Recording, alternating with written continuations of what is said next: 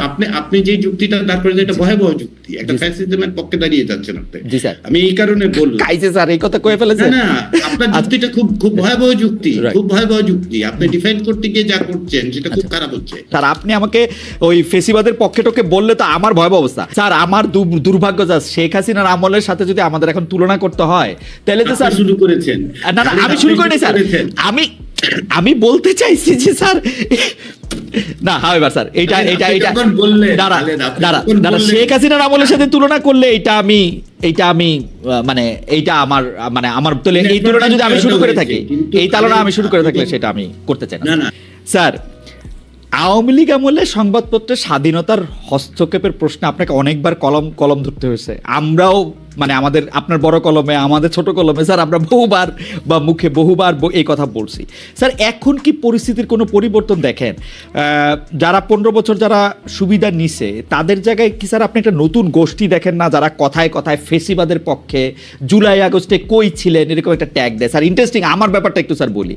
আমি ডয়েচে ওয়েলে থেকে চলে আসবো, আমাকে বাধ্যতামূলক ছুটি কাটাতে হইতেছে। সেই বাধ্যতামূলক ছুটির মধ্যে থেকে, কারণ আমাদের তো আর ছুটির জন্য মানে আর সময় দিতে পারবে না, আমি চলে আসবো। সেই সময়ের মধ্যে 26 তারিখ পর্যন্ত 26শে জুলাই পর্যন্ত 4টা অনুষ্ঠান কইরে আমি দেশে গেলাম, ক্রোয়েশিয়া গেলাম 1 তারিখে আবার ফেরত নিয়ে আসা হয়েছে ডয়েচে ওয়েলেতে 2 তারিখ 3 তারিখে। ওইটা আবার আমি এক জায়গায় বলছি এখন হচ্ছে ট্যাগ আপনি আন্দোলনের সময় কোথায় ছিলেন। একটা প্রশ্ন করার জন্য 5টা ট্যাগ স্যার, এবং একই শেখ হাসিনা স্টাইলে। এটা সংবাদ মাধ্যমের ক্ষেত্রে স্যার আপনি জানেন সংবাদ টেলিভিশনের মধ্যে ঢুইকা এই 5 জনের বাদ দিতে হবে, এই 10 জনের বাদ দিতে হবে, এই কথাও এখন আর বলা যাবে না। স্যার এইটাকে স্যার আপনি কেমনে দেখেন স্যার? মানে এইটা কিরকম জায়গায় এটা যাচ্ছে স্যার বা ঘটতেছে? সব ঘটনাই প্রীতিকর হচ্ছে তা না। আমি ব্যক্তিগত বিষয়গুলোর মধ্যে যাব, সেটা আপনার বা আমার জারি হোক। প্রশ্নটা হচ্ছে যে, এবং এই ধরনের প্রশ্ন আমার খুব পছন্দের প্রশ্ন, কোথায় ছিলেন কি, এটা কে কোথায় ছিল সেটা তার ভূমিকা দিয়ে বোঝা যাবে, বোঝা গেছে। এটা আপনি খুঁজে বের করুন। মানে আমাকে কেউ যদি বলে কোথায় ছিলেন, তো কোথায় ছিলাম এটা আপনি খুঁজে বের করুন, আমি কোথায় ছিলাম সেটা তো প্রশ্ন। প্রশ্নটা হচ্ছে যে আপনি যে পরিস্থিতির কথা বলছেন সেই পরিস্থিতিটা হচ্ছে যে বিভিন্ন রকম অপ্রীতিকর ঘটনাগুলো ঘটছে, যেগুলো স্বাধীন সাংবাদিকতার জন্য হুমকি হয়ে উঠছে, তাই তো? তো সেটা উদ্বেগজনক। আবার একটা ইতিবাচক দিক আছে, এই যে আমি বলে ফেলতে পারলাম বাংলাদেশের মধ্যে মানুষ বলতে পারছে যে এই পরিস্থিতি হচ্ছে। 2 বছর আগে তো সেটা বলা যেত না স্যার, আমরা তো বলছি স্যার। স্যার এই 2 বছর আগে বলা যাচ্ছে এই কথা তো ঠিক না স্যার, আমরা তো বলছি। মানে স্যার আপনার সামনে রেখে স্যার আমরা বলছি যে এই প্রধানমন্ত্রী সমালোচনা করতে হবে। এই প্রধানমন্ত্রী কি সমালোচনা উঠবে নাকি? 100 বার বলছি স্যার, একবার দুবার তো বলি। কোথায় বলেছেন আপনি? কোথায় বলেছেন বলতে আমি আপনার কথা বলছি না, বাংলাদেশের সংবাদ গণমাধ্যমগুলো সেই ভূমিকা পালন করেছে আপনি বলছেন। স্যার আপনি দেখেন, আমি ইয়ার জন্য বলি স্যার, রূপপুরে যে বালিশের এত বড় একটা অন্যায় হয়েছে, সোনার মধ্যে যে স্যার এত বড় খাদ হয়েছে স্যার, আমরা এই সরকারের অন্যায় যা কিছু জানি 5 আগস্ট আগে তো গণমাধ্যম থেকেই জানি স্যার। গণমাধ্যম শেখ হাসিনার কাছে গিয়া তার দায়িত্ব পালন করে নাই, কিছু কেউ করে নাই, কিন্তু কেউ তো স্যার করছেই। এই ঢালা অভিযোগ তো দেওয়া যাবে না যে গণমাধ্যম কিছু করে নাই। স্যার আপনাকেও যখন স্যার আমি আগে ইন্টারভিউ করছি, আপনি যখন স্যার লিখছেন, আপনি তো স্যার প্রথমত লিখছেন, কোনটা আপনি লিখেন না আপনি স্যার বলেন স্যার। শেখ হাসিনার আমলে লিখিনি আপনি জানতে চান? জি স্যার বলেন তো স্যার, জানতে চান? বলেন তো স্যার। আমার একটা বই আছে অটোক্রেটাইজেশন সম্পর্কে, যেটা বাংলাদেশের কোনো পাবলিশারের পক্ষে ছাপা সম্ভব হতো, যেটা রাকলিস থেকে ছাপা হয়েছে 2019 জুলাই মাসে, voting in a hybrid regime.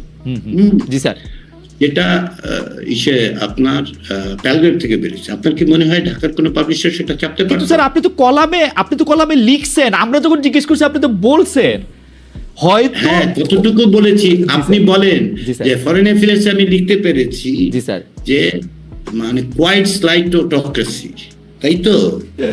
আপনি বলেন তো আমাকে, ডেইলি স্টার বলেন, সান বলেন, অমুক বলেন, তমুক বলেন, ছাপতে পারতেন?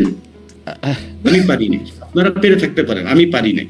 আমাকে ফরেন অ্যাফেয়ার্সে লিখতে হয়েছে, আমাকে ডিপ্লোম্যাটে জানুয়ারি মাসে লিখে দেখাতে হয়েছে যে ওয়েপনাইজেশন অফ জুডিশিয়ারি কিভাবে ওয়েপনাইজ করা হয়েছে।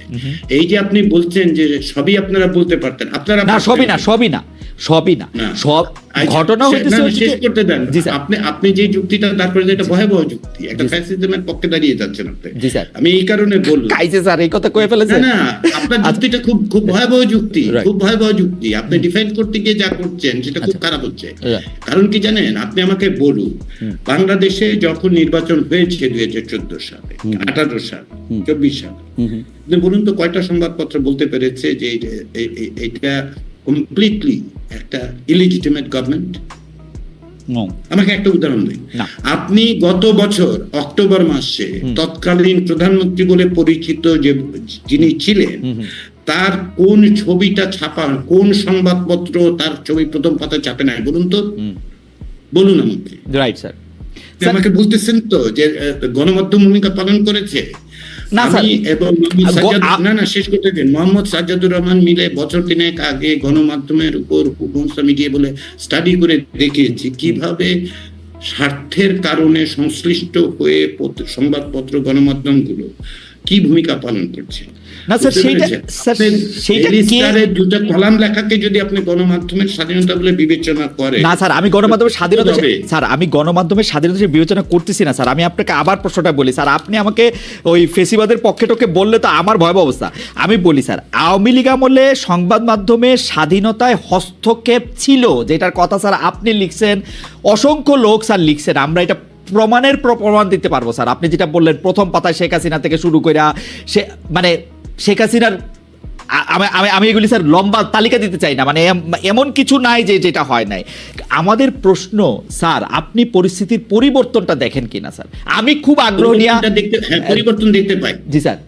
তার অর্থ এই নয় যে পরিবর্তন 180 ডিগ্রি হয়ে গেছে এবং সমস্ত রকম স্বাধীনতা প্রতিষ্ঠিত, আমি কিন্তু তা বলছি না। জি স্যার। কিন্তু পরিবর্তনটা দেখতে পাই যে যখন এই পরিস্থিতিগুলি তৈরি হয়েছে, আপনি বলুন যে এই যে এখন কিছুক্ষণ আগে বলুন কি গোয়েন্দা সংস্থার ভূমিকা নিয়ে কে যেন অভিযোগ করেছে, তো গোয়েন্দা সংস্থার ভূমিকাগুলো কি তখন ছিল না? ছিল তো, তাই তো? তখন কতটা বলতে পেরেছে দেশের মধ্যে, সেটা আপনাকে বিবেচনায় রাখতে হবে। গোয়েন্দা সংস্থার উদ্যোগে কোন পত্রিকা দখলের ঘটনা ঘটে নাই, টেলিভিশন দখল। আপনি কি তখন লিখতে পেরেছেন? আপনি পেরেছেন কিনা আমি জানি না। আপনি বলতে আমি বাংলাদেশের কোন গণমাধ্যম লিখতে পেরেছি ব্যাংকগুলো গোয়েন্দা সংস্থাদের দ্বারা ইসে হচ্ছে বন্দুক শেখ হাসিনার? স্যার আমার দুর্ভাগ্য যা, শেখ হাসিনার আমলের সাথে যদি আমাদের এখন তুলনা করতে হয় তাহলে তো স্যার শুরু করেছেন। না না, আমি শুরু করিনি স্যার। আমি বলতে চাইছি যে স্যার না হাওয়ার স্যার এইটা শেখ হাসিনার আমলের সাথে তুলনা করলে এইটা আমি মানে এইটা আমার এই তুলনা যদি আমি শুরু করে থাকি, এই তুলনা আমি শুরু করে থাকলে সেটা আমি করতে চাই না। না খালেদ, আপনি যখন বললেন যে শেখ হাসিনার আমলে আমরা দেখতে পারিনি অমুক তমুক, আপনি কি পরিবর্তন দেখতে পান? এখনো তো এই অবস্থা হচ্ছে। এইটাই কম্পারিজন, অ্যানালজিটা হচ্ছে এই ক্ষেত্রে কম্পারিজনের জায়গায় গিয়ে দাঁড়িয়ে। স্যার আমি খালি এই জায়গাটা স্যার, এইটা আমার কাছে আফসোসের মতো লাগে যখন মতিউর রহমান চৌধুরী ভাই, যেই মতিউর রহমান চৌধুরী ভাই মানবজমিনের সম্পাদক, তাকে আসলে শেখ হাসিনার শেষ সময় কোনো টেলিভিশন তাকে, উনি একটা অনুষ্ঠান উপস্থাপনা করতেন স্যার, ওইটা তো উপস্থাপনা করতে দেয় হয় নাই, কোনো টেলিভিশনে উনি আসলে যাইতে পারতেন না, মানে বাংলাদেশের টেলিভিশনগুলি। উনি এখন বলতেছেন যে এই উপদেষ্টারা সবাই কি ফেরেশতা, তাদের বিরুদ্ধে কোনো একটা পত্রিকায় কোনো কিছু লেখা হয় না কেন স্যার? কেউই ফেরেশতা না, সেটা হতেই পারে। সমালোচনার জায়গাটা অবশ্যই থাকতে হবে। কেউ যদি সমালোচনার ক্ষেত্রে বাধা দেয়, আমি তার প্রতিবাদ করি। আমি তো বলছি না যে পরিস্থিতি একেবারে সোনায় সোহাগায় পরিণত হয়েছে, বিভিন্ন রকম সমস্যা তো আছে এবং সংবাদপত্রগুলো অকস্মাৎ গণমাধ্যমগুলো স্বাধীন হওয়া খুব সম্ভব বলে আমার মনে হয় না। তার কারণ হচ্ছে মালিকানার কাঠামোটা তো রাতারাতি বদলে যায় না, তাই না? পলিটিক্যাল ইকোনমি আপনি যেহেতু আপনি করেছেন, আমিও করার চেষ্টা করি। তো ফলে এটা অকস্মাৎ হবে তা নয়। পরিস্থিতিটা যে এই যে সম্ভাবনাটা তৈরি হয়েছে, সেই সম্ভাবনার জায়গাটা কতটা বাস্তবায়িত হবে সেটা নির্ভর করবে যে এই রাজনৈতিক প্রক্রিয়াটা অব্যাহত রাখা যাচ্ছে কি যাচ্ছে।